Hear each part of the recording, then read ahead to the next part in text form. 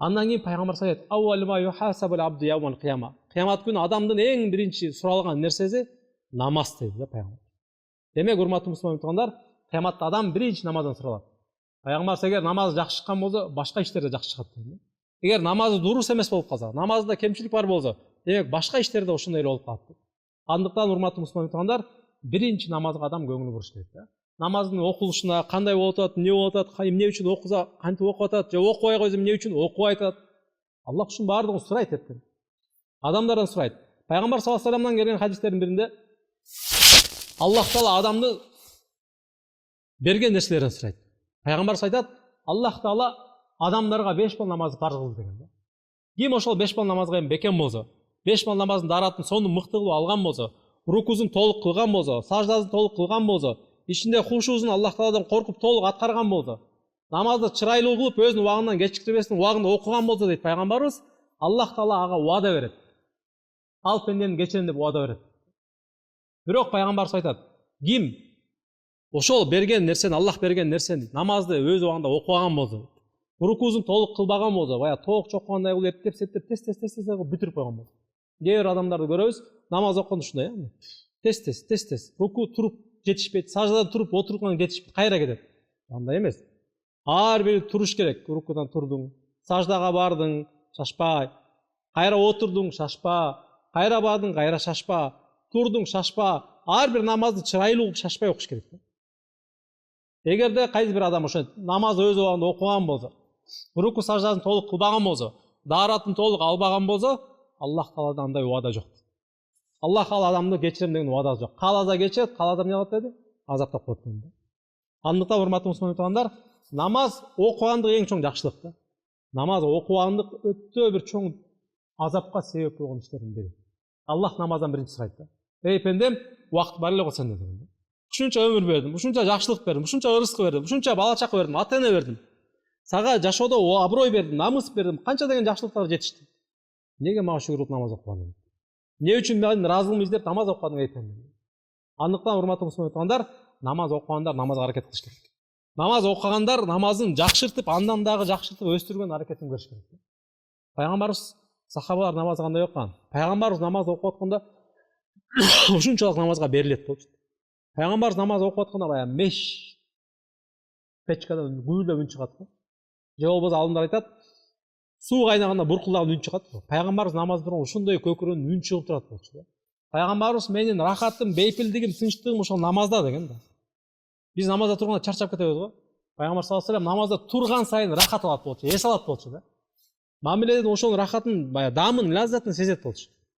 Умар радиаллаху анху, урматтуу мусулман туугандар, Умар имам болуп намазга чыкканда, башчы болуп жүргөндө, намазга элди жыкканда, артында турган адамдар Умардын кыраатын жакшы түшүнбөй калат болчу.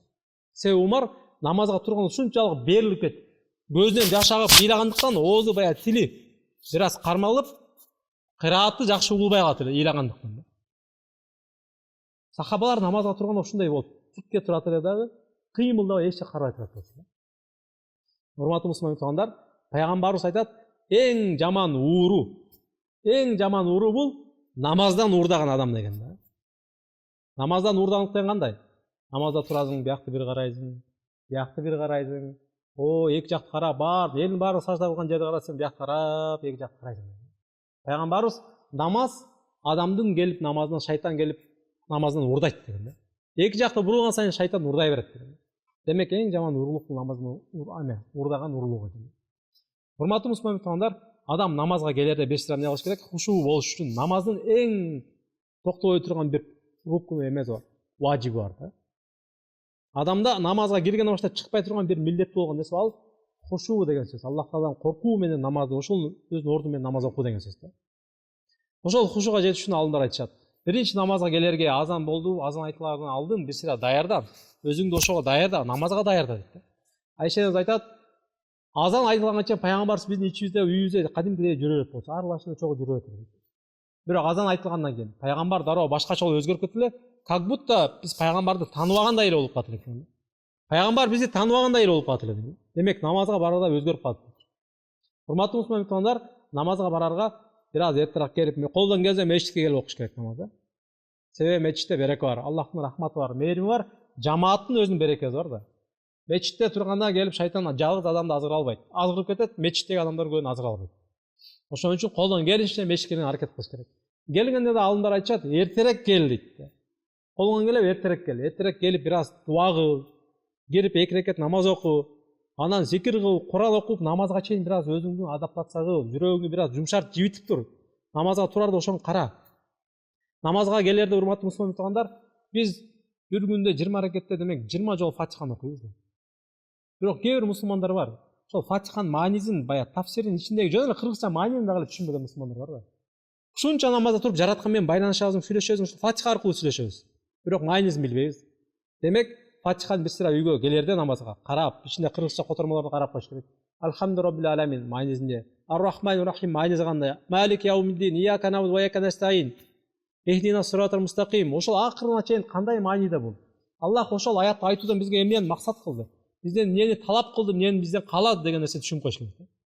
Урматтуу мусулман туугандар, ошондой эле намазга таасир берген иштердин бири алымдар айтат, намазга турганда бир аз адам өзүн карап, чырайылуу кийинип, эки жагын түздөп, оңдоп, жыпар жыттарын себинип, жашнакай болуп анан туруш керек да. Ибн Умар деген пайгамбардын сахабасы бар болгон. Пайгамбарды ушунчалык артынан ээрчип, пайгамбарды измейин ээрчип, пайгамбарга окшошкусу келген сахаба болчу. Анан ошо Ибн Умардын кызматчысы бар эле, Нафи деген. Күндөр биринде караса, Нафи селдеси жок намаз окуп атты.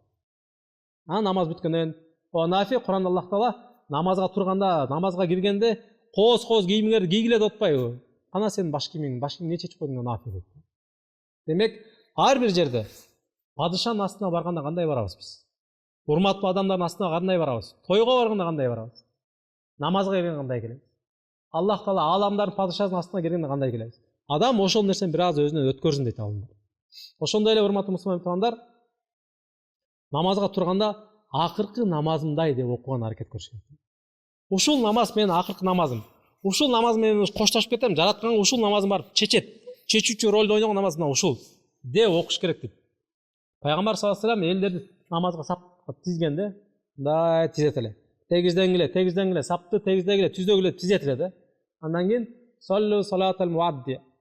Коштошуучу адамдын, акыркы намаз окуган адамдын намазындай намаз окула деп бир сыйра туруп элдерге айтып коюп, анан намазга кирет дейт. Акыркы намазың бүгүн болду, сен ушундан нары сен бүт жашооң бүтөт экен, заманың, өмүрүңдө бир эле саатың, мүнөтүң калып тур ушунча деген болсо кандай болот? Абалысы урматтуу мусулман. Бая жан талашып киришесиң да. Былтыр билесиңерби? Адашпасам Азербайжанда эле кайсы бир жерде самолет кулаган, самолет кулаган элдер. Анан ошонун ичинен бир-эки адамдар аман калган болчу. Билесиңерби? Ошол кишиден, ошол кулап аткан малда сен оюңа эмне келди деп сураган го, бая интервью алган бар. Журналист. Сураганда, кана эле мен намаз окуганым, бул намаз окуп баштап калбаган экен ошондо деп өкүнгөн мен. Ошол нерсени эсиме келди деген. Демек, акыркы мүнөттөр учулар келгенде ушундай болуп калат, урматтуу мусулман. Намазга келгенде жашоо бүттү, ушу менен жаратканга кетем дегендей, Аллахтын астында тургандай намаз окуган аракет кылыш керек. Ошондо бая намаздын руху бар, ошонун намаздын эмеси бар, орду бар болот. Ошол намазды Аллах Таала карайт, эртең сурайт. Аллах Таала айтат периштерге, пендемдин намазын карагыч парыздарын деген да. Эгер пендемдин парыздарында кемчилик болсо, нафилдер менен толуктагыла деген. Күн сайын 12 рекет нафил окуп атпайбыз сүннет. Андан кийин мешитке кирген мешит акызы деген бар, духа намаз деген бар, даарат алгандан андан кийинки намаз бар, кошумча түнкү тахажжуд бар, андан башка нафил намаздар бар. Демек ошону көбөйтүш керек. Ошону ашыкча кылыш керек. Себеби кыяматка барып намазды каралып суралганда, намазда кемчилик болсо ошонун баардыгын жаап кетет дейт пайгамбар.